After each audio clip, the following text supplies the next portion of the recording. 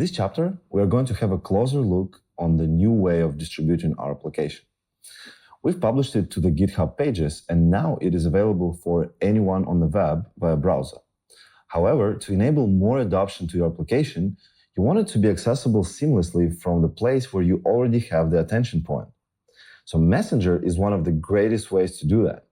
Let's say one of your users is sharing your app with his friend or even a group of people. And the most seamless user experience to onboard this new user would be not opening browser, but rather enable him to use your app inside of the Messenger with the native fill. Telegram is an amazing messenger that is having unprecedented traction and ambitious, and it is actually delivering. So it has up to 700 million monthly active users and over 50 million daily active users. What a massive potential user base for your app. For quite some time, Telegram bots were a major way to programmatically create interactions with users inside Telegram. Telegram bots can completely replace any website. They support seamless authorization, integrated payments via 15 payment providers with Google Pay and Apple Pay out of the box. They deliver tailored push notifications to users and much more. And with web apps, a feature Telegram introduced recently, bots get a whole new dimension. Bot developers can create infinitely flexible interfaces with JavaScript, one of the most obviously used programming language in the world. Chat interface has shown a lot of traction, but we all are used to graphical user interface for the most of our needs. We want our app to be accessible seamlessly for lots of users, and those users could easily share this experience with their loved ones. So we are going to make one more step and configure it to work with Telegram and its amazing feature of Telegram web apps. So let's have a closer look at what Telegram web apps look like. So here we are on the homepage of telegram.org. And we are heading straight to the APIs. And here we see that bot API is one of the first ones. That's where we go. And here we see the new feature, Telegram web app. So we can see that Telegram web apps are acting inside of the bot, but they provide the possibility to create a web interface embedded into the bot. So it can be used for many things, for receiving payments, for some other custom things, processing files and specific tasks. You could also integrate it with other services, like on this example where it's Gmail in the bot.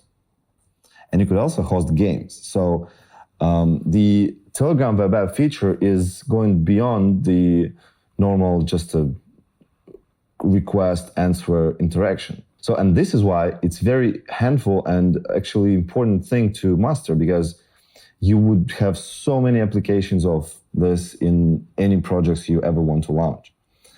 So let's see how it is actually getting integrated. So we head to the web apps section. And as you know, we already have built a web application. So the thing we need to do is to actually integrate it into this bot. So if we do that, we will be also able to change color schemes based on the user's native color scheme on his device. We could also access the language of the user that is launching the app. So the integration is quite seamless. And let's see how Telegram web application could be launched inside of the bot. So it could be launched with keyboard button, with inline button, with a bot menu button. And bot menu button is something that we're going to use in next lessons. But it's a very great resource to actually learn what are the possibilities of the Telegram web apps. As you remember, we have already built a web application and it's accessible on the browser. And what we need to do now is to integrate it with the APIs of Telegram. So Telegram is providing us with a script that we could simply load and then access so many features like color scheme, detect the platform of the user. So we could also control the size of the screen as it opens, but we need to integrate it with this script. So what we want to do is we want to look at some SDK that is actually helping us to do this with React. And we're lucky that such an SDK is present out there. So the link to this SDK will be available in the materials as attached to this lesson. So we're going to simply install this library, and it is going to enable us to access the methods that are available on the script. As you can see, show alert, this is part of the documentation. So what we're going to do in next lesson is we are going to create our bot, and we are going to learn how to integrate what we already have into bot, and then we're going to improve our app so it would interact with the bot APIs more efficiently.